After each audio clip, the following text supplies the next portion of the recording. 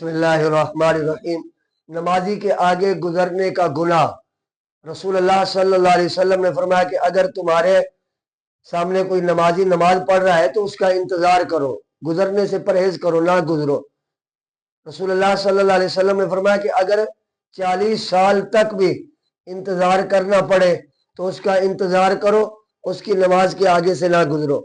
اور آگے حدیث مبارکہ ہے، رسول اللہ صلی اللہ علیہ وسلم نے فرمایا قیامت والے دن جب آدمی کو عذاب دیا جائے گا اس گناہ کی وجہ سے کہ وہ نمازی کے آگے سے گزرا ہے، تو وہ تمنا کرے گا کاش مجھے پوری زندگی بھی بیٹھنا پڑتا تو میں بیٹھا رہتا اور میں نمازی کے آگے سے نہ گزرتا۔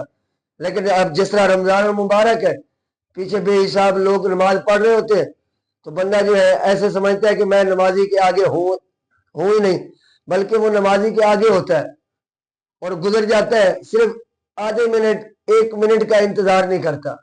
لیکن شریعت میں ہے، رسول اللہ صلی اللہ علیہ وسلم نے فرمایا جتنا انتظار کر سکتا ہے انتظار کرے، انتظار کرنا ہی اس کے لیے بہتر ہے۔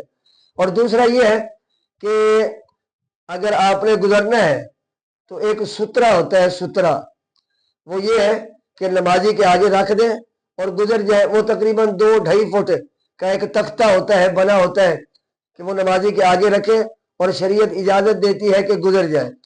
اور دوسرا یہ ہے کہ 4 صفوں کا فاصلہ ہو، یعنی اگر کوئی پیچھے نماز پڑھ رہے ہے اور آپ 4 صفے آگے، 1 2 3 4 صفے اس سے دور ہے تو پھر بھی شریعت گزرنے کی اجازت دیتی ہے۔ ورنہ بہتر یہ ہے کہ آپ انتظار کریں کہ یہ نماز پڑھ لیں اور نماز کے بعد ہی گزرے، اور اسی میں ہمارے لیے فلاح اور نجات ہے۔